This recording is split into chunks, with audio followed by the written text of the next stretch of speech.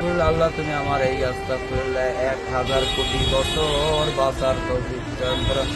হে মহান আল্লাহ পাক রব্বুল আলামিন। বাঁচতে চেয়েছিলেন অনেক বছর, মোনাজাতে হাত তুলে সৃষ্টিকর্তার কাছে প্রার্থনা করেছিলেন 1000 কোটি বছর বাঁচার তৌফিক দান করো। হে মহান আল্লাহ পাক রব্বুল আলামিন, দুনিয়াতে যত বালা মুসিবত আপনি রহমতের হিসেবে দেবেন। আল্লাহ আজকের এই যে দোকানটায় বলছি, এই দোকানদার অত্যন্ত ভালো মানুষ ছিল, আপনার দিনের কাজ করতে গেছে।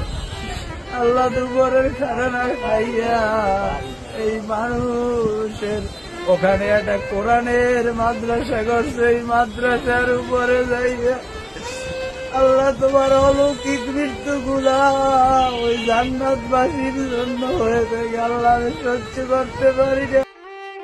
কে জানতো দীর্ঘায়ু লাভের আশায় কান্না করা ব্যক্তিটি অকালেই চলে যাবেন না ফেরার দেশে। চুরির অপবাদ দিয়ে একদল শিক্ষার্থী পিটিয়ে হত্যা করবে তোফাজ্জলকে।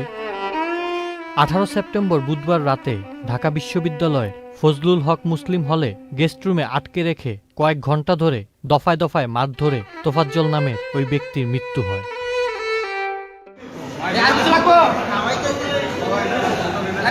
রাতে হলের ক্যান্টিনে বসিয়ে তাকে ভাতও খাওয়ানো হয়, এরপর আবারও মারধর করা হয়।